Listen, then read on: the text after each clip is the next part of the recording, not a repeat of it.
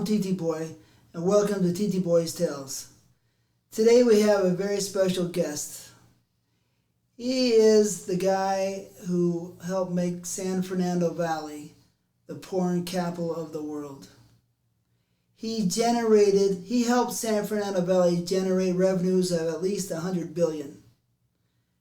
They should give him the key to the city. He managed and created hundreds of porn legends. He's the first agent, the first adult agent, XXX agent in American history. The first. Please let me introduce to you my buddy, a great guy, Jim South from World Modeling. Jim? I appreciate the introduction very much. Very complimentary towards me. Have been in the business a long time. I'm in my 43rd year, which means I've really aged with the business, like a good wine. Yeah, you still look like 20. Yeah, I do. But I do appreciate the introduction. Oh man, it's my pleasure. I mean, we're going to go through years. Me and Jim have known each other almost 30 years. And like he said, he's been around for 43 years in the business. So let's start with a few questions. And let's just start it off. Who is Jim South?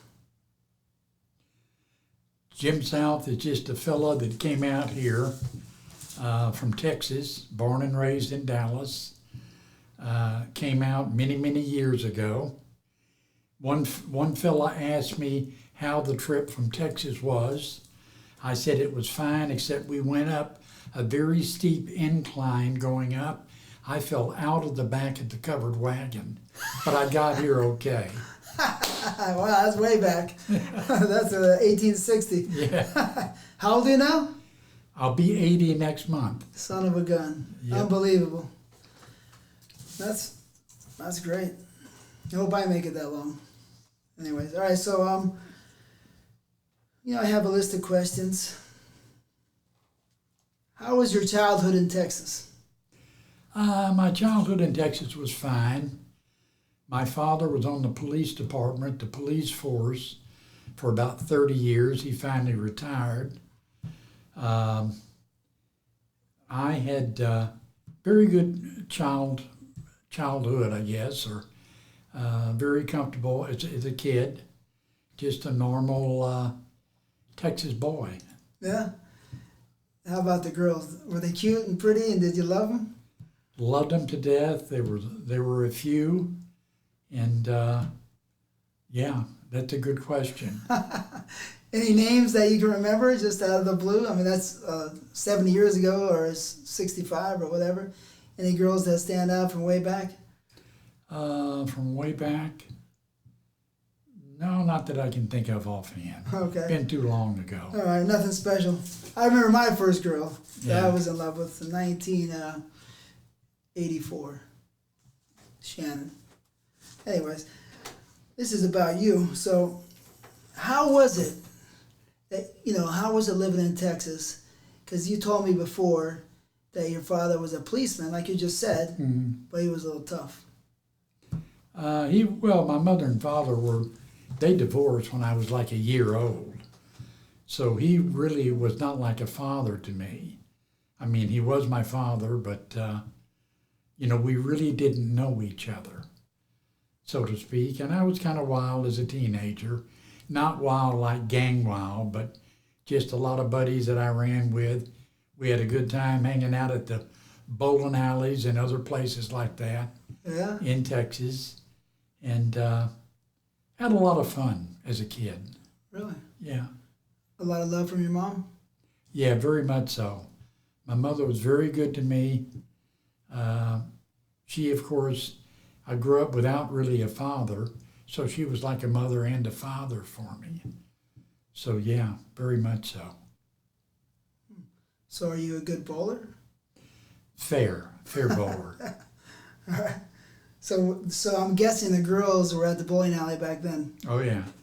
We used to hang out at the pinball machines up front, have contests.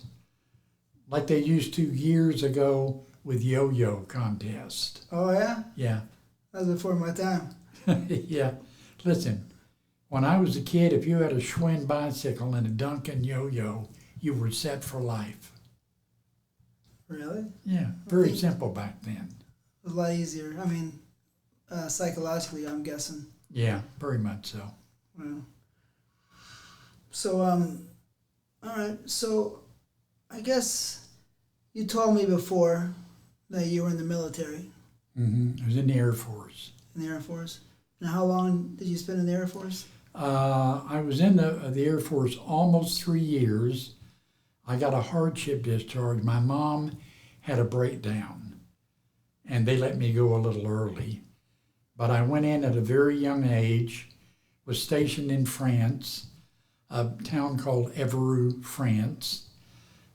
In fact, the interesting story about the base that I was at, the Nazis used it as a supply depot during World War II. And when I went in, there were still bullet holes in a lot of the buildings where the fighting went on. And the Nazis, if they knew we were coming in planes, would taxi in to the forest. It was right next to Évreux. So we couldn't hit their planes with our bombs. Of course, I wasn't in the military then, but I mean, later I was, after the war. What year was that? I went in the military in 1956. Okay. So that must have been interesting to see those bullet holes and a little blood probably, huh? Yeah, well, I didn't see any blood. I mean, the war was over when I was there. But it was interesting that it was a Nazi supply depot when they took over France. Mm-hmm. So I remember you telling me that you had a little side hustle. I did a little black market there. The French were fighting the Algerians. The Algerians used to pay dearly for, they would use blue jeans that were the most durable pants you could buy. And Levi's or? Levi, mm-hmm. Yeah, very much so. And they liked Johnny Walker Red Label. Oh, yeah. And so you had to have stamps to get the different supplies into PX. And of course it was for a reduced price. So I got smart and was dating a girl that worked in the PX. PX, what does that stand for? Well, that's when you're on a base, and they have them now, where you can go, if you're in the service, you can go there, buy stuff at a greatly reduced price. I see. Okay. And so anyway, I was dating her where I could buy more than you're supposed to buy and then sell it in Paris. So it was, I guess you would call it a little black market. How'd you get it there? By car. I was stationed like 65 miles away from Paris. So you would bring them in your suitcase, or you'd fly them over, or how would they get there? No, just put them in the back of my car, drive off the base, and into Paris. Oh, so not really that. Oh, no. Nothing crazy. No. But you made some side money for the girls? Made a little side money, yeah. Were the girls in Paris pretty? There were a lot of cute ones, yeah. Yeah. We hung out mostly in Rue de Pigalle, the Champs-Élysées, and Rue Blondel. Rue de Pigalle and Rue Blondel were known for hookers. Oh, yeah? A lot of hookers there, or at least there was back then. So you had a girlfriend, a French girlfriend, obviously? She's Yeah. in France. Did you hook up with her the first night, or did it take 2 nights, or, hook up? Yeah, I met her on the weekend, and the next time I had liberty was the following weekend. Then we hooked up. So Liberty is your days off or something? Yeah, like when you're not on duty. Okay. Cool. Was she wonderful? She was a sweetheart. Yeah. She was a good gal. She was very pretty, or just average, or? I would say a little better than average. Yeah. How many days did it take, you said? Dates? Oh, a few. A few? Yeah. All right. That's cool. What about back in Texas? Because sometimes I wonder, because I live in my time, my era, and you think, oh, your era is special. But sometimes I see history that shows that everything is almost the same. Like, people are still the same. They're fairly close to the same that they were. If you ran into a relative of yours 200 years ago, they might have the similar actions and reactions that you have.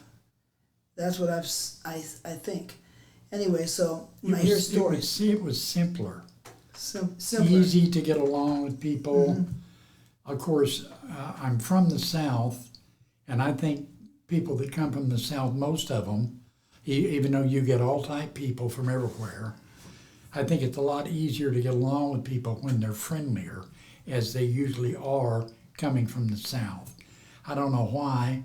Maybe it's just the nature, because things in New York City and Chicago, they move fast or this or that, where it's slow and easygoing in the South.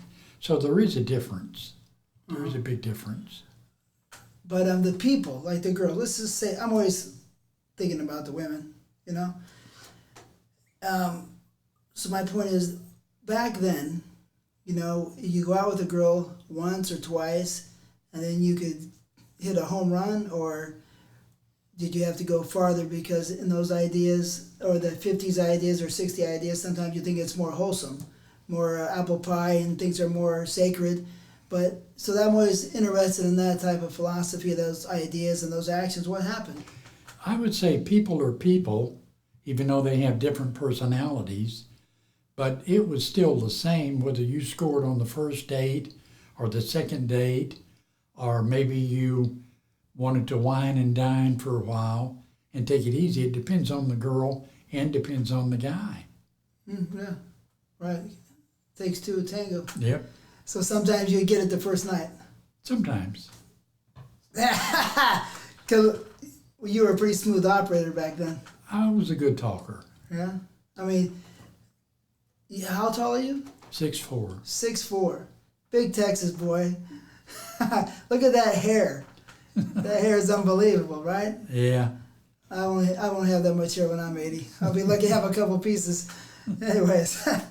So yeah, so that makes sense. Like things are almost the same always. The people are always fairly close to the same. Maybe a little different now, maybe not. Anyway, so the military was good. You had a nice time there. You didn't like it, or how'd you like it? I liked it. Had it not been for my mom's problem, I probably would have re-upped. Gone for another thing. Because you got to remember, when I was in France, I was an 18-year-old kid. And I'd been to maybe Oklahoma and Arkansas, and that was it, till I went to France in the service. So I kind of enjoyed it, to be honest. And again, it helps you grow up. I mean, you make your bunk, it's got to be neat. You shine your shoes, they got to be spit shined. And it teaches you how to sort of take care of yourself in that area. A lot of it does. I think it matures you. And when did you go in? How old were you? I was 17 when I went in. So you were 20 when you got out? Mm-hmm. So military, the Air Force was good. Did you fly planes? Oh, no. I was best in, radar and something else, but I'm colorblind. And a lot of the wires and stuff are in color. So I went into survival equipment, parachutes, life rafts, stuff like that. No, I didn't fly. Did you want to? Yeah, sure. More girls. Yeah. And more money. Yeah. And more prestige, of course. Yeah. So, all right. So you come back home into Texas, and you're 20 years old. Right. You got a little more muscle on you because you were eating and then working out, right? Yeah, it was not real muscle, but better. Like a track guy. You were a track guy? No, like a track guy. Yeah. There was no bulk, just thin. Mm-hmm. I missed that. In school, I'm curious, how were your grades? Only fair. I mean, I left school in the 11th grade, and I got a GED equivalency when I was in the Air Force, in case I decided that I wanted to go to college, but I didn't. When I got out of the service, I came back and kind of beat around the bush, getting reacquainted with all my buddies that I had left when I joined. And then I became a mail clerk for an insurance company, Combined American Insurance, out of Dallas, Texas. And I ended up hearing about the commission the salesman would make selling insurance. And so I became really interested in that, decided to go into training for it. They get into all this motivational stuff. Think and Grow Rich, The Amazing Results of Positive Thinking, W. Clement Stone, and Napoleon Hill, all these motivational things that helps you in all types of sales. And then I was with them as a sales manager at Combined American for about 6 years. And I was traveling to the different little towns in Texas, primarily, like between Galveston, Houston, Waco, also known as Waco, and did that until I moved out here. So you told me before you'd be on the road for a long time. Yeah. And you'd go door to door? No, it wasn't actually like that. The way it was set up, and it was set up good, is that when you reached a little town, like Columbus, Texas, that's a town, everybody that carried your accident policy was due for renewal at the same time. You would go from business to business to business, selling and renewing policies. And then you would, I was really aggressive about making money and working.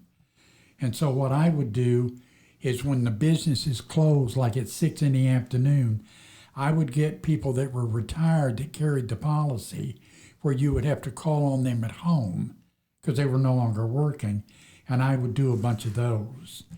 And as a matter of fact, I set a few records in sales when I was with them, and I was one of the youngest sales managers there. And we kept getting further away from Dallas where the base is, and I kind of got tired of traveling. How far away was it that you went?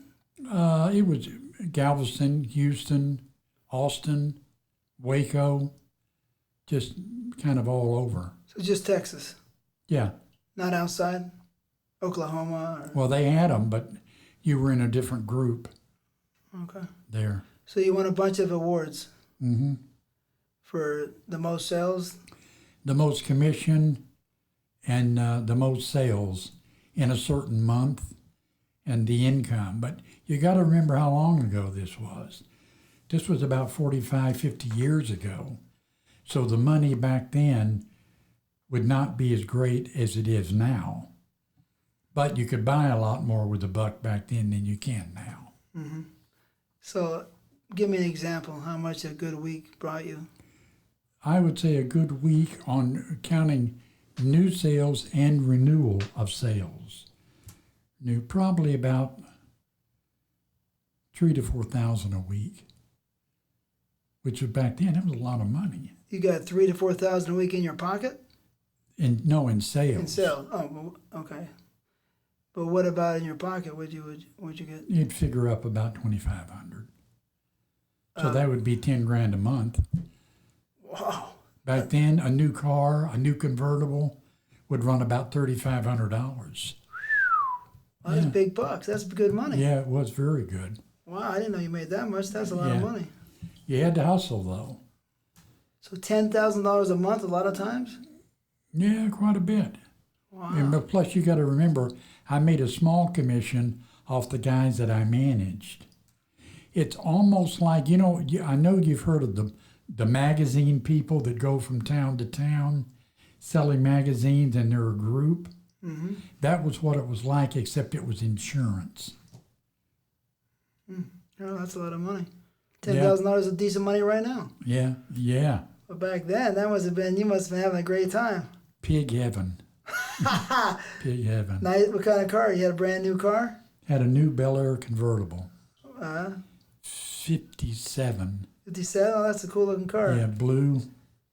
I remember it like it was yesterday. Yeah, 327? I don't know if the 57 had that or not. It was a V8, but I don't know that they had. 350 or 327, I think. Yeah, probably. Oh, that sounds exciting. So you had a lot of girlfriends because you had money? Well, you didn't have a lot of girlfriends because you worked constantly. And like I would be I would work, when I worked, I didn't like working big cities. It was easier to sell, and you could get in to see people easier in the smaller towns because you had a list on the top of your policy roll that you carried the policies with you. You had a list of names of people that had the policies that were the neighbor of the guy you're talking to. Because it's a proven fact that 80% of those that buy on the approval of others. Wow. That's in the books. Really? Wow, Yeah. That's great. Yeah. Good information. That's going to help me out. Yeah. Yeah, I mean, it seems like a lot of people like to follow a train. Oh, They yeah. feel more comfortable jumping on the same train as everyone else. A train without anybody on it, they get kind of scared, huh? That's like they say, if you see a lot of people in a restaurant, they must have really great food, or there could be a lot of people that don't know what they're doing. Exactly. Yeah. Yeah, that makes a lot of sense. So then you, why would you quit a job like that? I got tired of traveling. I just kind of got burnt out. When I first started with this company, this Combined American, when I first started with them, you had annually about 4 to 5 incentive programs where you go all out, and it's W. Clement Stone Week, who's the president of the company. And you just, how do I put this? When I left there was at least 12 to 15 incentive programs a year. So they were working us to death on pushing you. Always motivation. I got tired of it. But they paid you. Oh, yeah, sure. No, they've been around a long. There's Combined Insurance Company of America out of Chicago, Combined American Insurance Company out of Texas, Heartstone something that they've got. It's a big conglomerate thing of insurance. I'm sure they're still around. Okay, so that's interesting. I mean, because $10,000 you back then, you think that you're going to be set. How much did a house cost back then? 3 bedroom, 2 bath, average, medium. Well, let's see. Probably about 25,000. So you could buy your own house in 2.5 months or 3 months. Yeah. Yeah, pretty much. Wow. I mean, Of course, you got to pay taxes on the money, but maybe yeah. 3.5 months, maybe 4 months. Yeah. Wow, did you buy any houses? No, out here I did. In fact, I'm remembering that, hold on, let's see, 40-something years ago, I bought the house that Jimmy rents, the one at Victory and Fallbrook. Mm-hmm. That was $32,500. That was the price of the house. That was 40-something years ago. What's it worth now? About $650,000. Yeah, imagine if you had a whole flock of homes. I wished. I know this guy, TTBoy. So, all right, that's cool. So you make $10,000. You must have had a lot of money saved up. I wouldn't say a lot, but I had some. Yeah. I mean, I just want to get the feeling, because I'm younger than you, and I have my time, you have your time. Right. And things are more simple back then, but people are relatively the same, Mm-hmm. in mindset. Certain types of people are still a certain type of people today. Right. Right? So you have Texas, Dallas, Texas. Right. Right? And you said, tell me, you have all this money, things are reasonable, you got some girlfriends, I'm sure. You're a good-looking guy, you got great hair, right? You got a badass 57 Chevy, right? You got a lot of things going on. And you say, time for me to get the hell out of here? Yeah. Well, my sister and my mom moved out here to California, and they were kind of napping at my heels, wanting me to come out. And I moved out here, and right after I moved out here, one of the big earthquake hit. 72. This was the one not far from here. I don't think it was 72, though. Yeah, 71 or 72, Silmar. Yeah, right. Yeah, I was in it. My fish flew out of the bowl, and I said, Mom, my fish is dead. I remember. That's funny. I was upstairs in a 2-story apartment building, and I heard a noise, and I jumped out of bed. And when I went to walk like an idiot to the glass sliding door that you shouldn't do, I fell down because the building was going so much. And I heard a noise, and it was the water coming out in waves out of the pool for the apartment building. Wow. That's a scary time, my friend, if you've never been in one. Yeah. I've been in hurricanes, I've been in tornadoes. Earthquake is the worst, Yeah. I think. Yeah, I was in 3 of them, but yeah, I think It's scary. Scary. I was in a hurricane out there in Atlanta, but not too bad. Really? I mean, a tornado, hurricane, whatever they have, that. Well, hurricane, unless there's a funnel. If there's a Right. funnel, it's tornado. Right. Well, a hurricane, just a lot of water, wind, crazy. Yeah. But not so dangerous. You just got to stay in, no big deal. Mm. But anyways, yeah, 3 earthquakes. But all right, so you come out here to what city? I came out, my mom lived in North Hollywood. So I came out here, got married for 11 months and 3 weeks. The girl came out with me.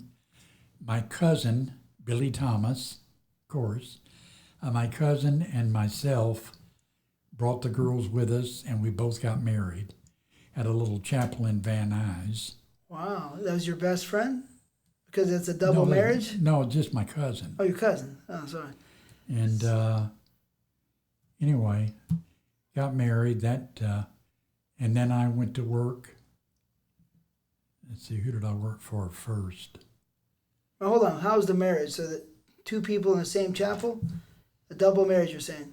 Right. So everybody came, or just your mom and your sister? Yeah, they were here. Yeah, sure. They were here. And why only 11 months? We just didn't see eye to eye on a lot of things. She was from Malvern, Arkansas. Sheila Jones was her real name. Yes. Before marriage. Uh-huh. Was she cool? Was she nice?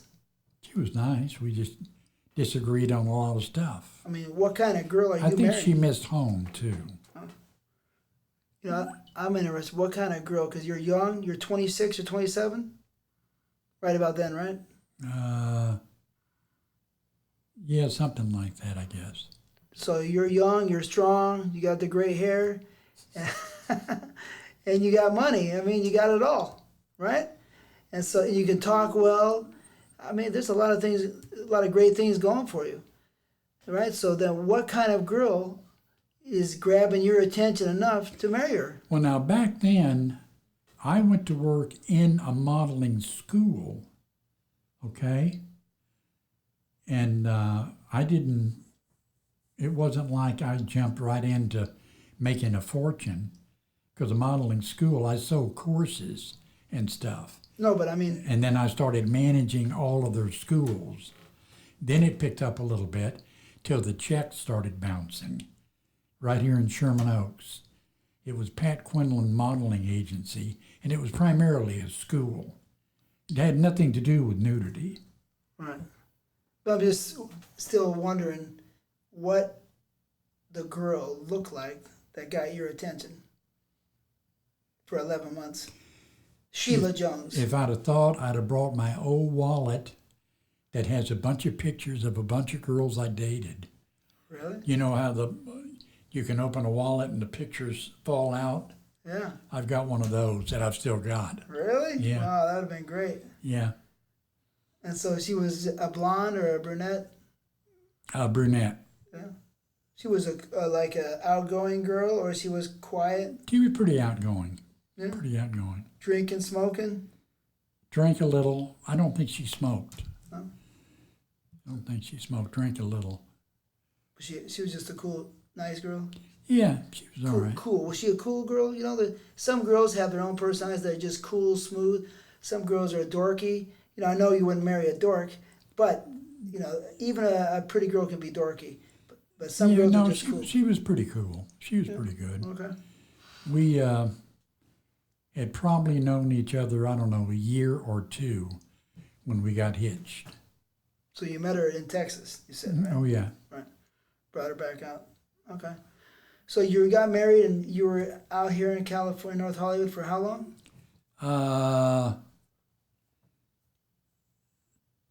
I can't remember the exact date. Before you got married? Is that a month, 6 months? Oh, when we came out? Boy, is that another story. When we came out, we were married within a couple of weeks. Oh, wow. Okay. Out here. Mm-hmm. I had pulled a boat. I came out here and I got a phone call that the house in Dallas that my mom owned, that I lived at, had been burglarized.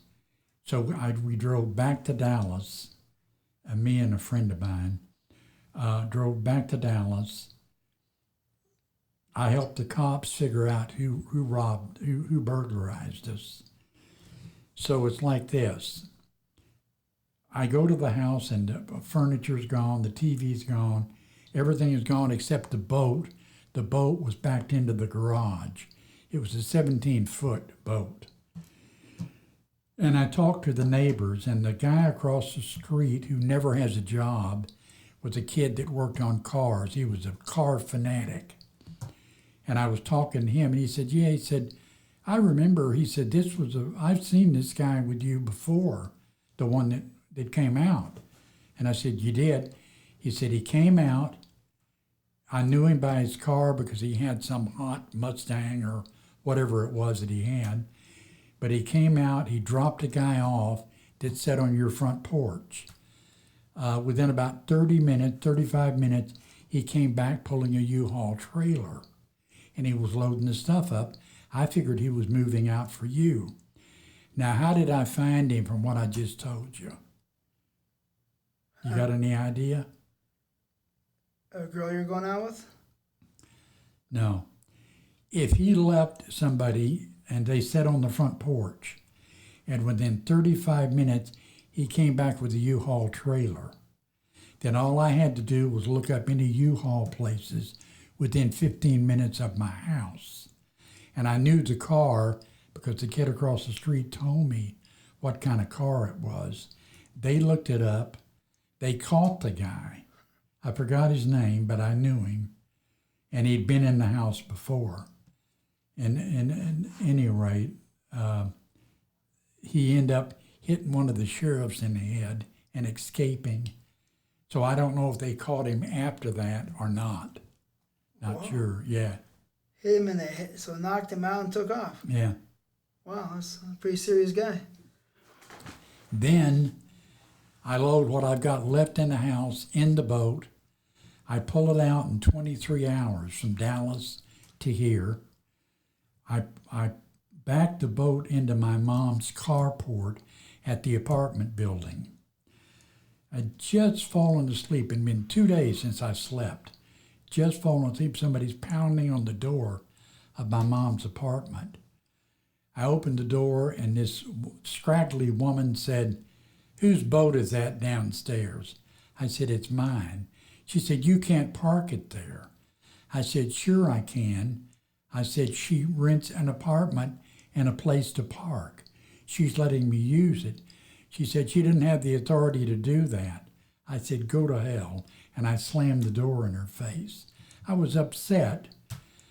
Well, about 2 hours later, somebody else is pounding on the door. She had gone down and set the boat on fire in the carport. This was proven later. And was running around telling the cops that it was me that did it. I had insurance on the boat. I'd set it on fire. And it was right under my mom's bedroom. So nobody would be that stupid. Plus, I didn't have insurance on it. Anyway, we ended up winning a settlement. So that's my trip back to California. Wow, it was like two crooks or two scumbags right in a row. Yeah. Wow. So, and then you get married to a girl that obviously wasn't good enough. Yeah, well, we both did things wrong. Yeah, you're young, you're strong, and you want to have fun probably. Yeah. So, yeah, I mean, yeah, I guess I forgot one thing. I'm going to go back, if you don't mind. Your father, you know, he was a policeman, and I remember you telling me a couple times that he wasn't that cool to you. He never was a father. Didn't want anybody to feel sorry for me, but the bottom line is I never received a gift from him. I never received even a Christmas card from him. Him being a good Catholic boy that was married about 6 or 7 times before he passed on. And even once when I skipped school, when I was in junior high, Dallas was different 60 years ago. It was much more compact. Everybody knew everybody. It's not like it is now. And they pulled us over because we were driving around our school screaming like kids do, hollering at people coming out of classes. Huh. And anyway, the cop pulled us over, knew we should be in school, called City Hall, got my dad on the phone. My dad said, "Bring Jim in." So they brought me in. I was only like 16, so they couldn't really put me in jail. So anyway, that was my experience with my father. Did you? That's crazy. I mean, it's kind of fun, but did you tell me one time you drove out of the state or out of the city and with a car or somebody pulled you over or something like that? Yeah, but I don't want to get into that. Oh, okay. Yeah. All right. Yeah. Let's skip that. Okay. Let's go back to California. Okay. All right. So we're in California, and you come out here and you need a job. Yeah, I answered an ad that was kind of a gimmick ad, asking for salesmen. I went in to apply, and the guy asked me if I'd ever sold encyclopedias. And I said, no. I said, I've sold key punch courses. I remember those. Sorry, I remember Encyclopedia Britannica. Everybody was knocking on your door trying to sell them. That's right. 1974. Yeah, and so it was a gimmick ad. It was a gimmick ad for that. And I said, no, but I sold key punch courses. When I used to run ads for office help, and when people would come, I would sell them whatever they needed in order to get a job. What kind of course it would be. They end up hiring me to work in a modeling school. In fact, the guy that hired me, that I was talking to about the encyclopedias, I became his boss and started managing all of the schools. There was one in Covina, San Bernardino, Sherman Oaks, and Pasadena. And it was the Pat Quinlan Modeling School. They had a little agency attached to it, and I thought it would be a great idea to run an ad for work where the girl didn't have to buy a course, she didn't have to pay any money getting educated, she just made money. And that's when I opened the agency. Let's back up, because I remember you telling me some stories about the hustle of this agency before yours. Yeah. The hustle, the fake this and the fake that, and the runway bullshit. And can you elaborate on that? Well, yeah, they had a small agency that did get a little work every once in a while, but a lot of our stuff was teenagers for self-improvement on makeup, hair, fashion modeling, runway modeling, tea room modeling, like they have in Vegas when the girl comes by and she's wearing the dress, spins around, shows it to you. So it was, I would say, what you would call semi-crooked.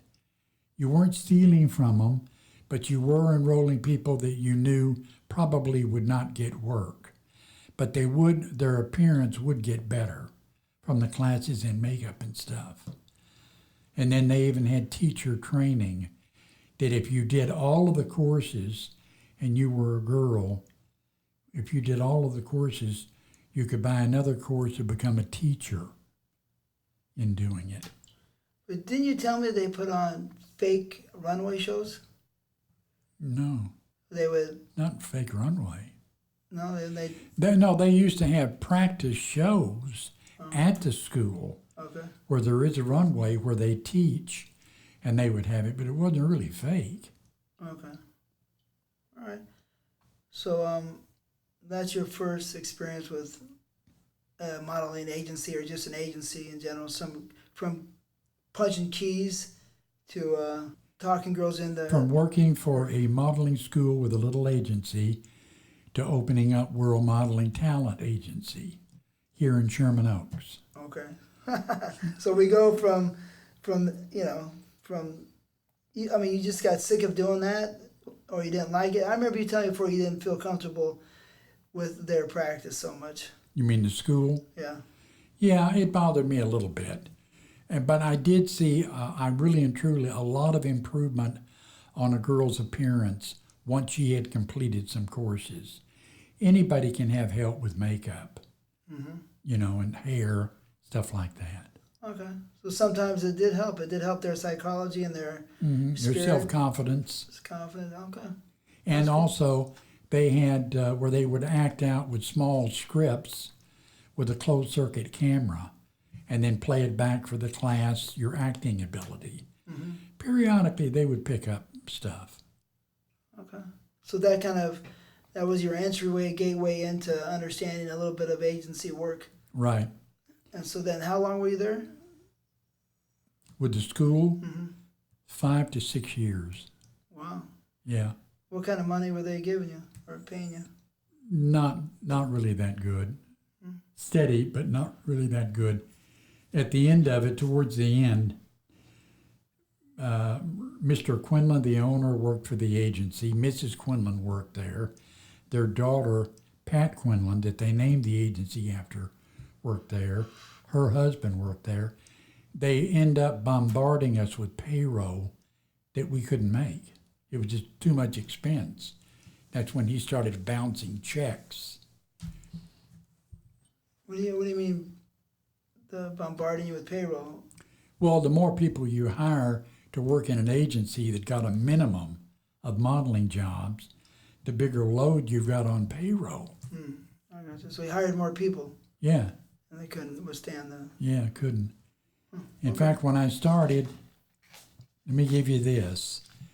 For nude modeling, not X-rated movies, but nude modeling, like for magazines, Club, Genesis, other magazines, a full day modeling nude was $50. A half day was $35. The agency fee separate of their money was $20.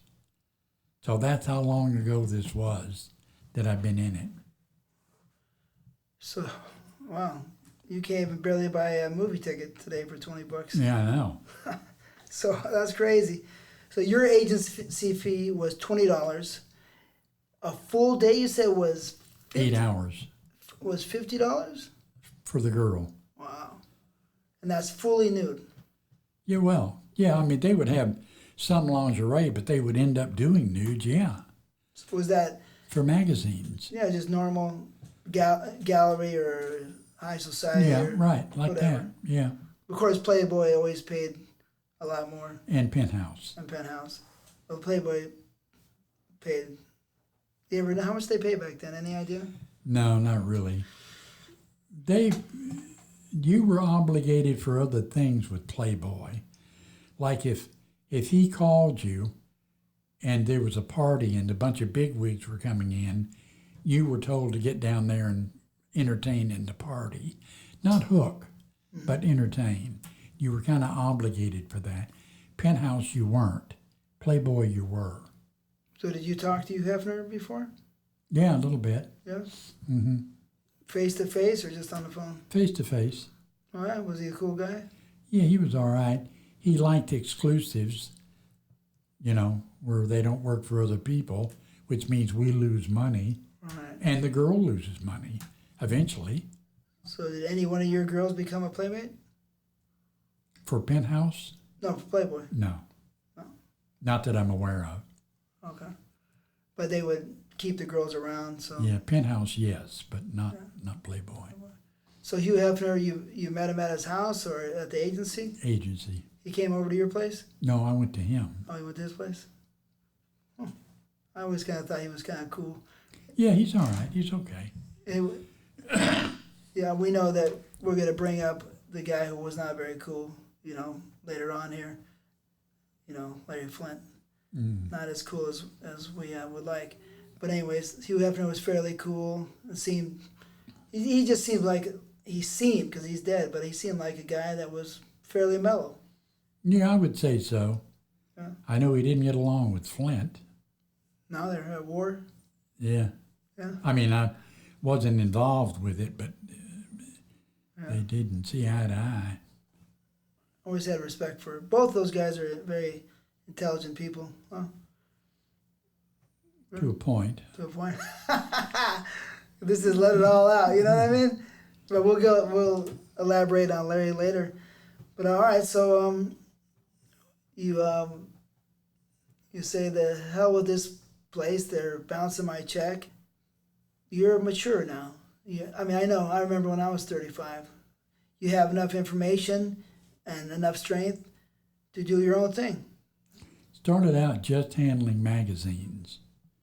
No X-rated movies. So where was your first office? For X-rated movies? No, your first World Modeling office. That was what it was named, right? World Modeling? Yeah. Okay, so your first World Modeling office, where was that? Van Nuys Boulevard. Same place. I was there actually 42 years, taking out the year where I retired for a year. Let me tell you everybody about that place. That is, the fantasy of fantasies. That place is the dream, the place where dreams come true. That's why I look at that place. I'll never forget it. And, I love it. We'll get back to when I walked in that first day, but just to let you know, 4235? 4523. 45 is pretty close. Van Nuys Boulevard in Sherman Oaks. That should be a historical monument, in my opinion. It was unbelievable. A lot of articles have been written about that location. Unbelievable. The energy and the passion and the people that went through there. People would hang out because back then there was no internet, or at least we weren't on it, but the girls and the guys would come in hanging out because the directors or producers that needed people would come in to go through our picture books to pick who they wanted to use. I remember. So it was the place. It was the place way better than Hugh Hefner's house. Oh, yeah. Way better. Because it's going on all day, every day. Yeah. 10 to 7 o'clock usually, Monday through Friday. Yeah. Anyways, so let's go back. So I know that you were against the adult business idea. I remember you telling me that. So Right. You started your agency as just, your idea was just regular models, nude modeling or no nude modeling? Nude model. Nude modeling. Regular modeling, acting? A little bit. No. And so then, tell me how it changed. Tell me the guy, because I know the guy, you told me his name, I can't remember his name, but he walked through that door. We'll use the name Bob. Okay. That was not his name. Okay. He came in and said he'd heard a lot about me. He had met some girls that was with the agency that he wanted to shoot loops. I think it was 8mm loops. That's what they're called, right? Right. And for people out there that don't know what loops are, it's the Super 8 or the High 8 little camera, and that's how they made adult material back in the early days. Right. That was, they just run. You go into a room, and a boy and a girl were there, or a man and a woman, whatever, and they would shoot it, and that's how they made some of the lower or normal adult material. Right. But anyway, so just so people don't understand it, but it was simple, but go ahead. So Bob came in, knew that I made $20 per girl per day agency fee, told me he wanted to start shooting loops through me, and he told me that he would pay me $50, which is 2.5 times what my rate was, to supply girls and guys for it. Told him he wasn't interested. About 2 weeks later, he came back with an offer of $100, which is 5 times my normal rate. I told him to get out of my office. I wasn't interested. You're about ready to kick his ass. I was upset, yeah, because I'd already told him. So he called me on the phone rather than coming in, and he said that he would pay me $200 when my rate is $20. All of us have a certain amount of greed. That's when I agreed to supply him girls. And it was $200 per day per girl. As luck would have it, about 6 months later, that man's shooting was my first pimping and pandering case. They filed on him and me for pornography. And thus we're off to the races. Well, those are not a nice race, but Yeah.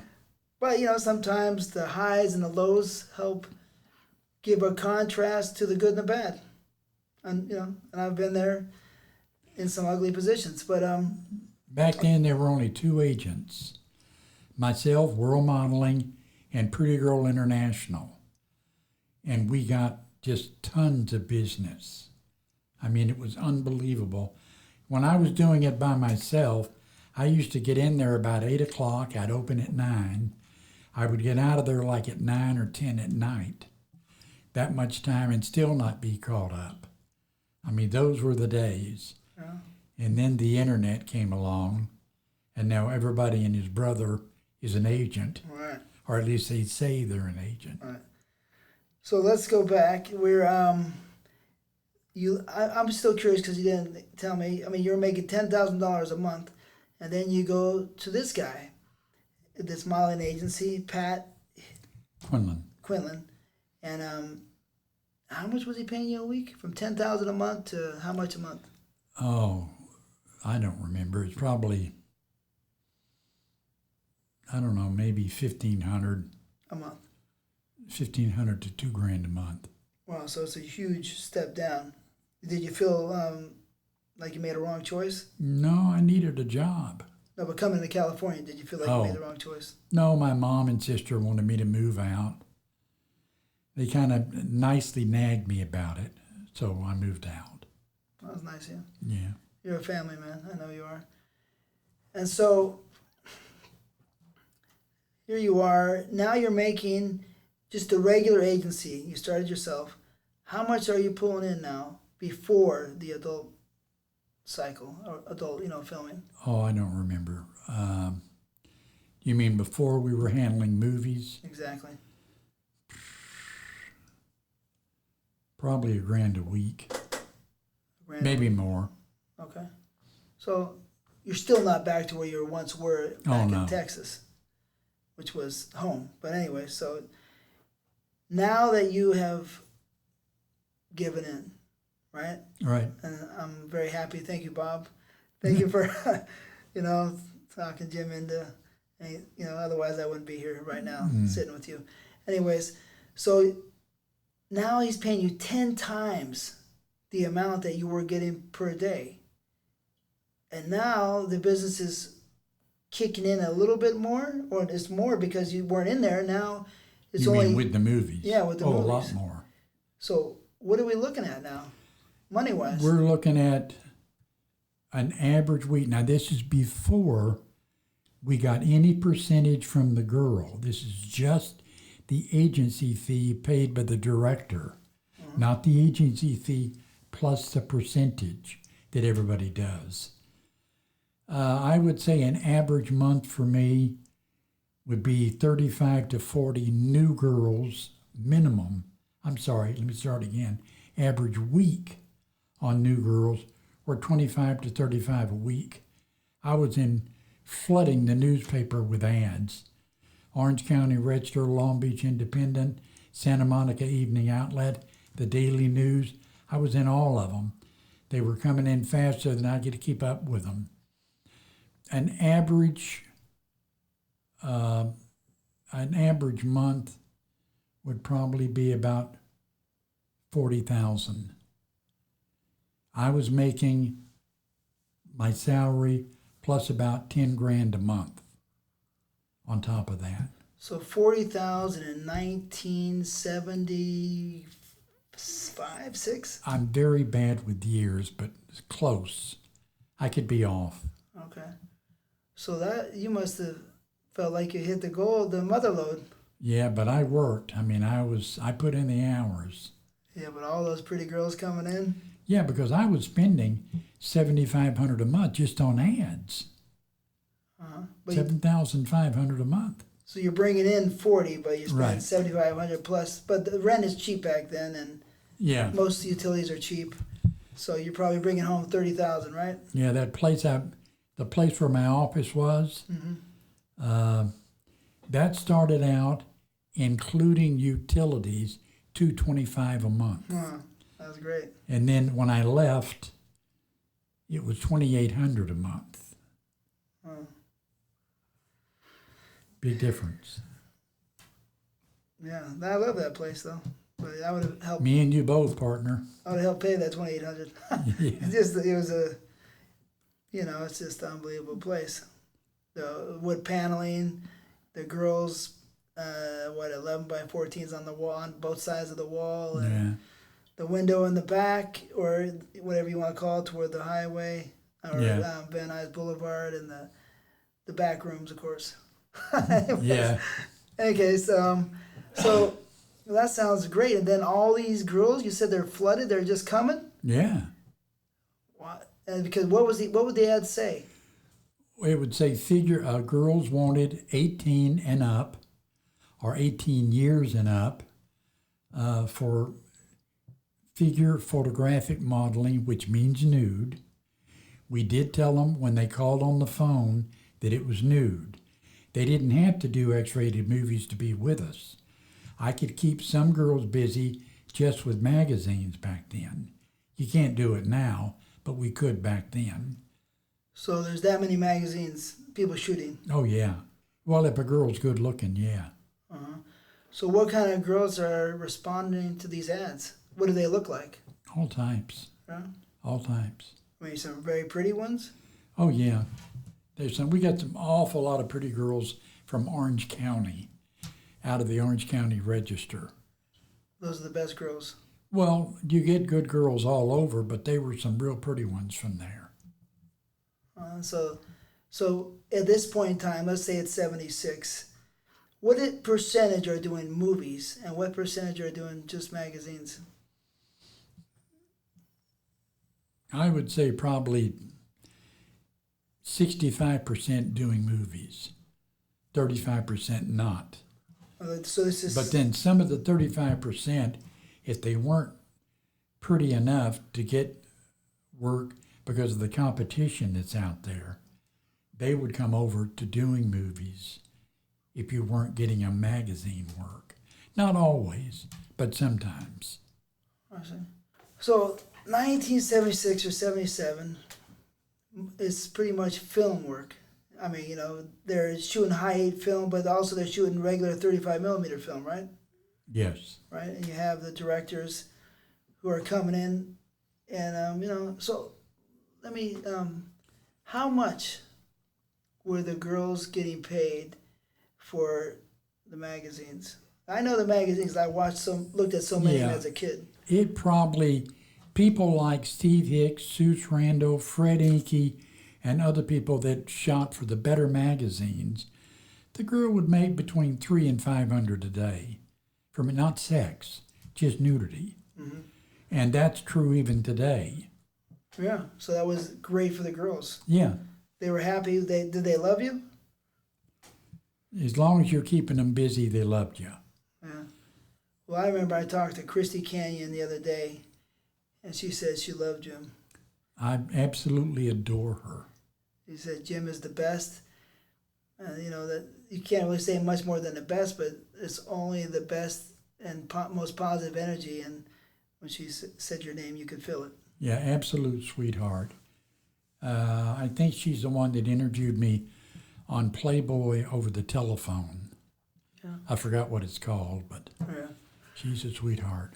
She's great. So all right, so those girls are making $300 to $500 a day, and what, 1 to 2 jobs a week? Yeah, I would say at least. Again, it depends on the girl. I mean, everybody wants the new people. If I was a photographer, I'd rather get her after 1 or 2 jobs where she's more comfortable on the set and not as nervous.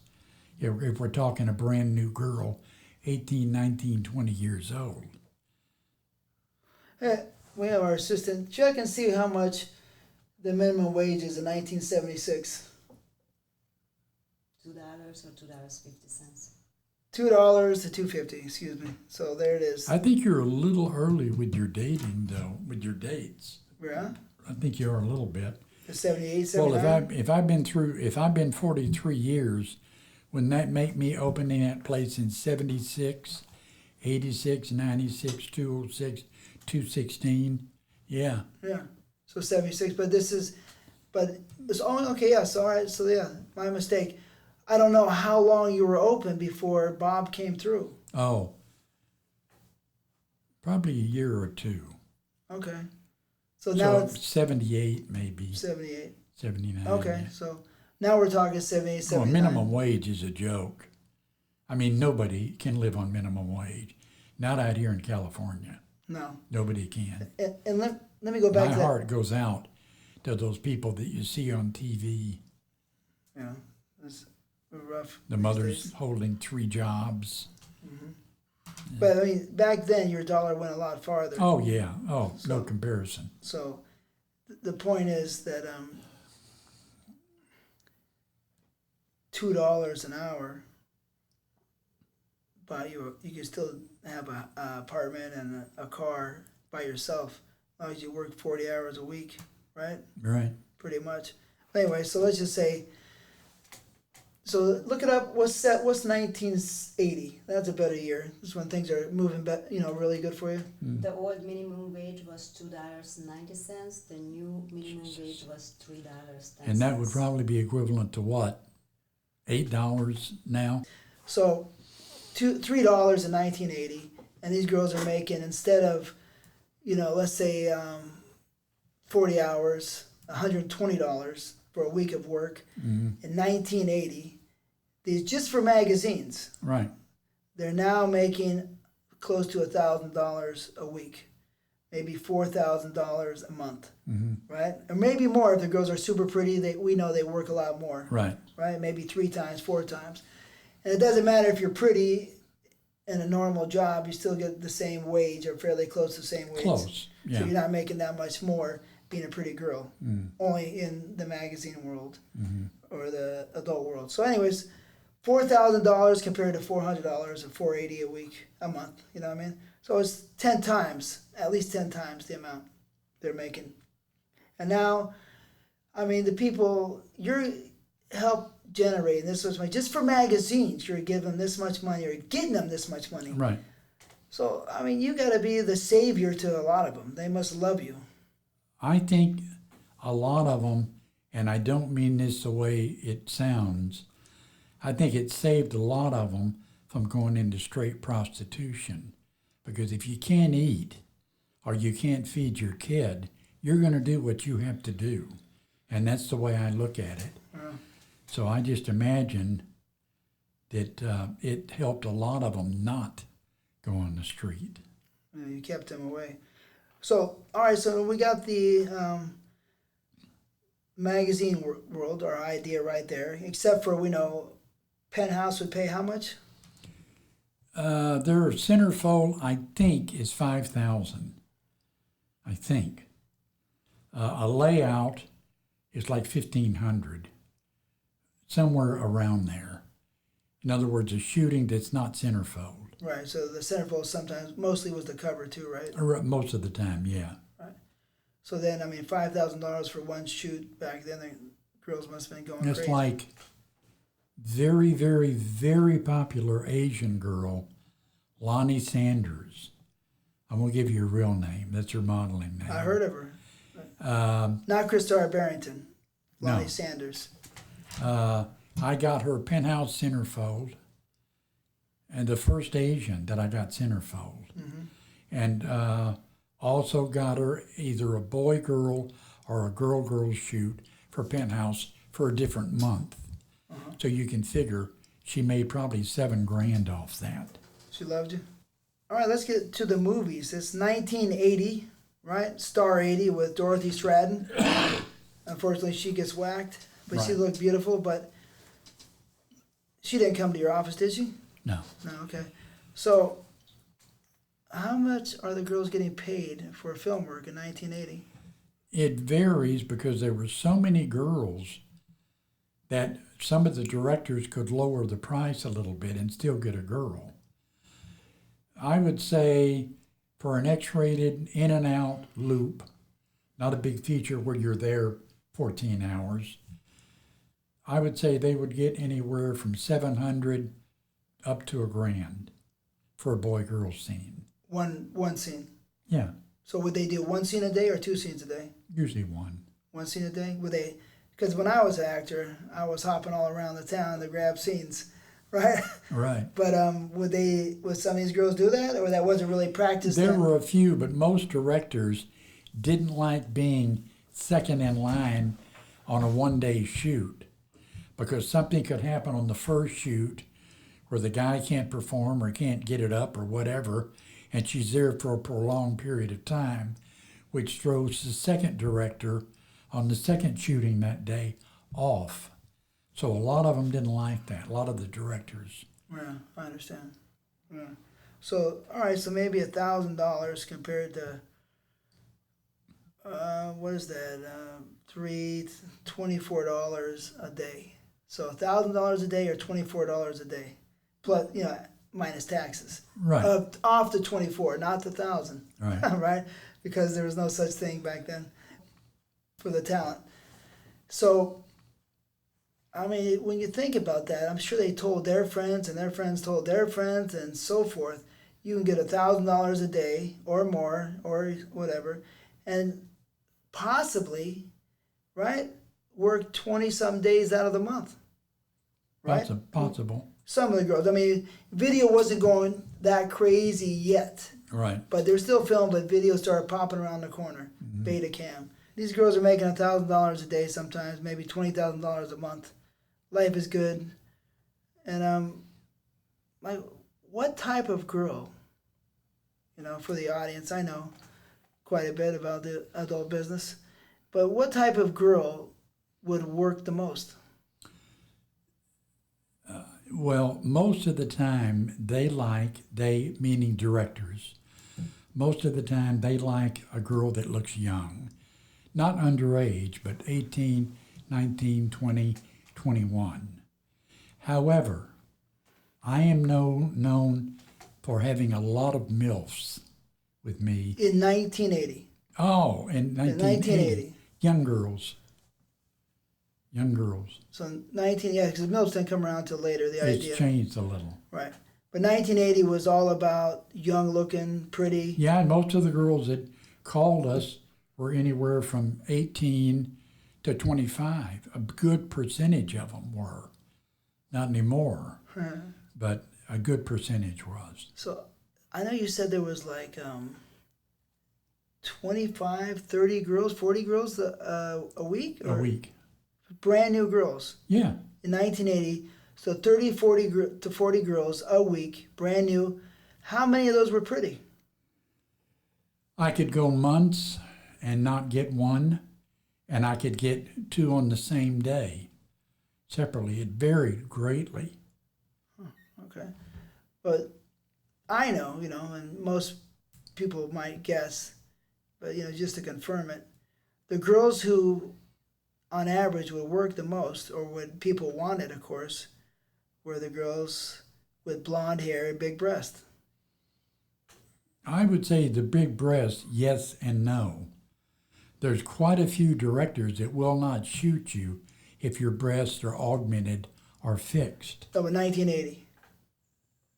I would still say that if they had them done and they did a good job, that's fine.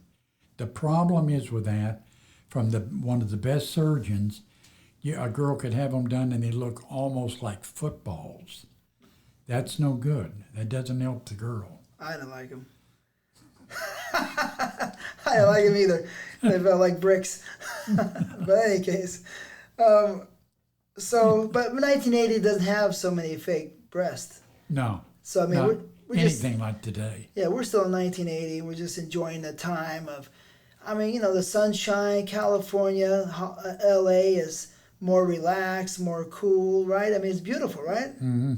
I mean, the sun's shining every day in the San Fernando Valley. One of the 2 states in these great United States that it's legal to shoot pornography, and that's California. And what was the other state?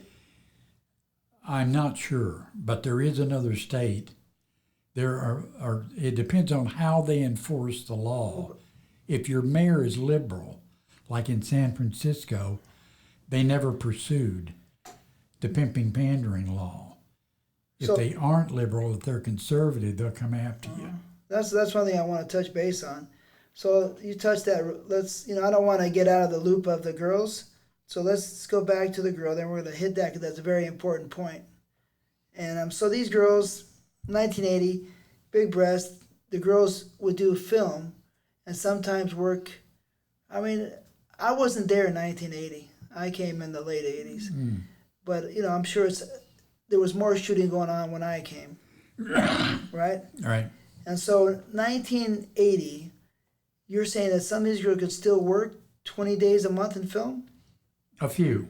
A few. The best. But a lot of them would get a pocket full of money in a week, week and a half, 2 weeks, and take a week or 2 off. A lot of them would do that. Yeah, just have some fun. Yeah, have a good time. Party, whatever. Hallelujah. Yeah, it was great. I bet.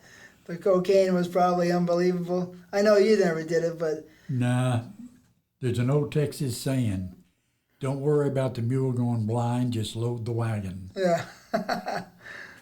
Right. I understand. That's a good one. Yeah. I like that. So, so these girls, were they forward in 1980? Were they what? You were the boss, right? You're the main man. You're the head honcho. Your hair is beautiful. I mean, people don't know what your hair looked like in 1980, but he's going to come back here and he's going to bring a picture of what his hair looked like in 1980. It was beautiful, right? Anyway, so, I mean, no, really, his hair was unbelievable. You know, looked the same. No, he had a little more hair, but he had black, beautiful hair. Oh, all right. Right? Come on. And I'm not making a joke. This is real. No, I'm not playing around. I would never do that. So, you know, come on, Jim. You're a nice-looking guy. You got a leather jacket. You're cool. These girls, I mean, they must have said, hey, Jim, I like you. Not really, and I'll tell you why. The girls and the guys, I used to preach to them about not doing drugs. They would always hide it from me. Another girl, when I went on very few sets, when movies were being shot, chastised me for coming on because she said she had just finished the scene with a guy on her face. It had embarrassed her when I walked on the set. I was like the daddy. So not really as far as girls coming on to me. Wow. Yeah. That sucks. I mean, not really, I know. It but do. it sucks. Yeah. Yeah. Yeah, you, yeah. Well, that sucks. That's all, you know, going to say.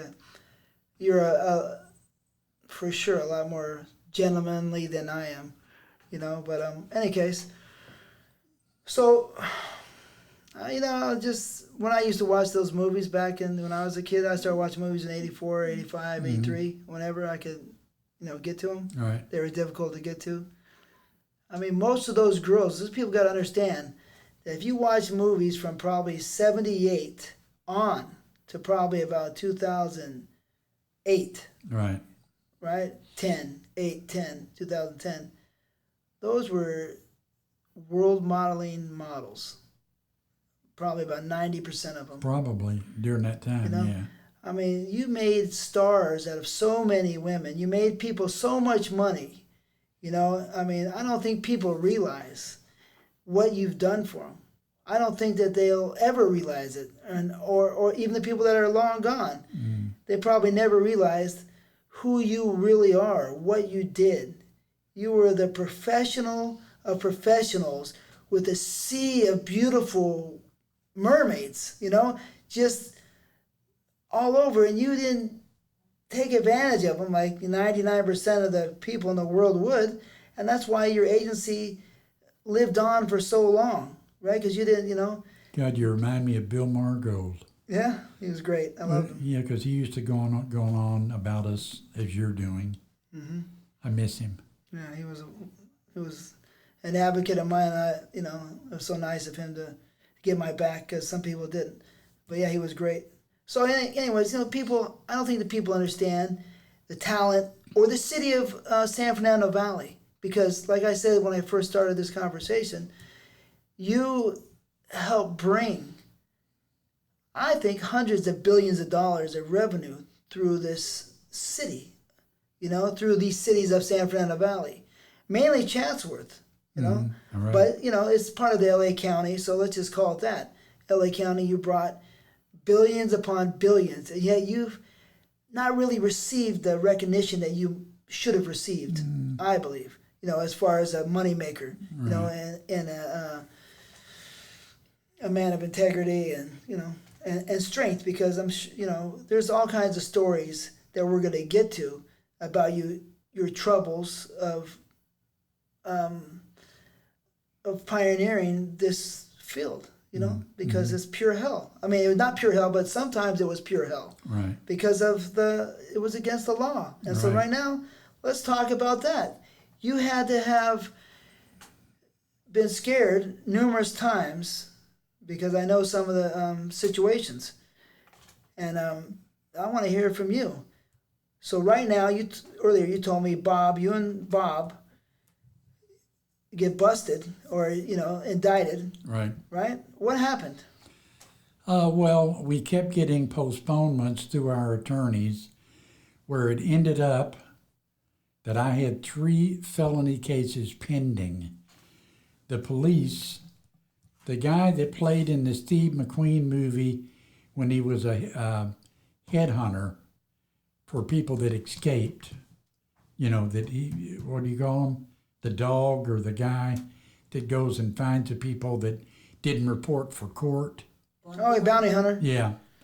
That guy, there's a real famous bounty hunter that knew all of the police, and he was a friend of Ron Jeremy.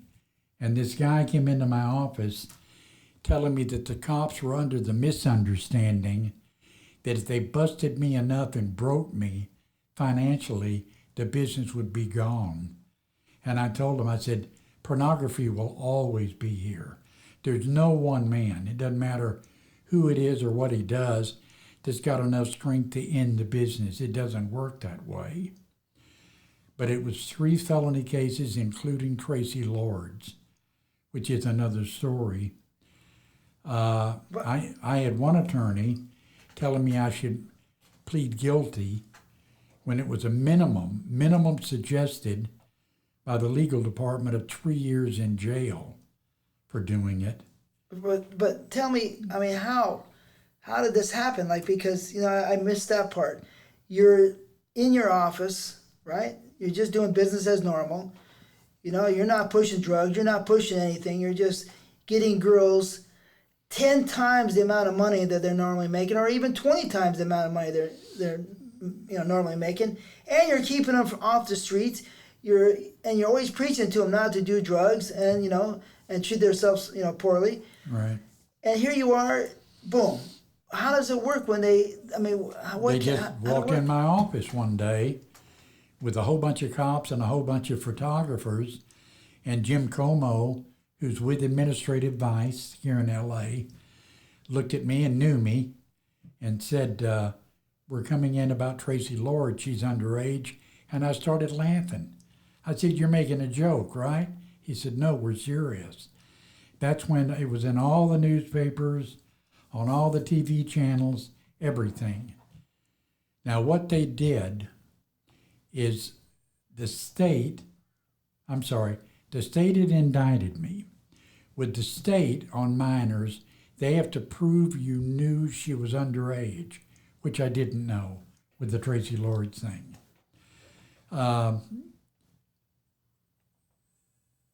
They end up dropping the charges when they figured out I didn't know. Then the feds came along, found the little bitty strict liability law called strict liability, and it says this: if you get a minor work, It doesn't matter if both parents sign. Doesn't matter that she's in agreement. You have no defense. You can't even use the IDs she showed you to get her work, even if they're real IDs, but with a fake year on it. And I was really sweating it out. All of a sudden, a guy by the name of Hal Freeman, who owns Hollywood Video, had been convicted of pimping and pandering for making an X-rated movie. Nothing to do with prostitution, just doing movies. They convicted Hal Freeman. He appealed it to the state Supreme Court. The state Supreme Court, one justice wrote an opinion. He said it looked as if LAPD administrative advice was trying to make an end run around the First Amendment, that pimping pandering law could not be used in this business. It's for the pimp on the street that beats the women and takes their money. So all of the charges got dismissed. But it cost me a lot getting postponements and stuff.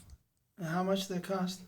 Oh, I don't know, because it was over several different cases, but a lot. But this was the first case? I'm interested in the very first case. Because Traci Lords had to be about 86, right? About 1986? I don't remember. Well, 2 were pimping and pandering, and 1 was Traci Lords. All at the same time? Pretty much. Or they were, first came a couple, then it was... We shot in Hawaii. They followed Ron Jeremy as a couple, FBI did, to one of the islands over there. I had gone with Charlie Brickman, who owned Cinderella Distributing. I had gone with our families to a different island than they were shooting on. At the little airport on the little island, Ron Jeremy, this couple came up and asked Ronnie if they could take a picture with him. So they gave somebody the camera, took a picture, and they were FBI agents posing as a couple.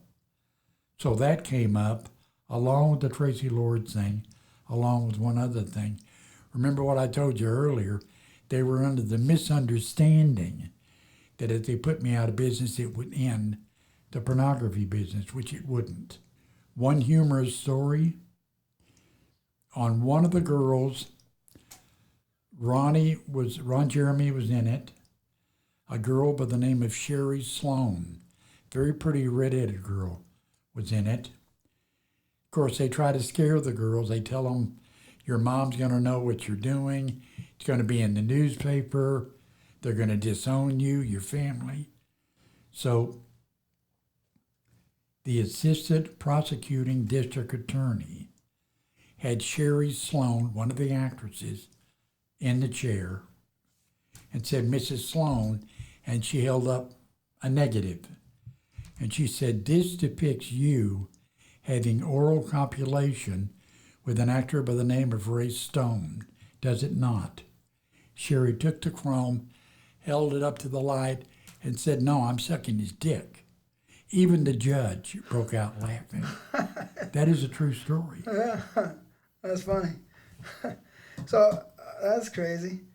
I mean, for me, the business is a beautiful, beautiful entity. This whole energy is its own life. But so what's crazy? The FBI follows you all the way to Hawaii. Well, they followed Ronnie. Followed Ronnie because he was We were on a separate plane. Berkman and I. But followed the shooting all the way to Hawaii. Oh yeah, that's back where you couldn't use the regular mail to ship the stuff out, but you wanted to ship it. You didn't want to carry it on you, knowing if they were at the airport, they would probably have a search warrant where they could frisk you and go through your stuff. And you didn't want all those movies. It was more fun when it was illegal. Yeah. And the money was better. It was great. I mean, I wasn't there. I was in the legal zone. But in any case, I used to smuggle my movies all from around the world. It was kind of fun. Hidden customs and all that. Are you tired? Yeah, all right. I am. So then I can come back and finish it. Okay. Let's end it. We're going to end it, and we'll be back with prettier walls.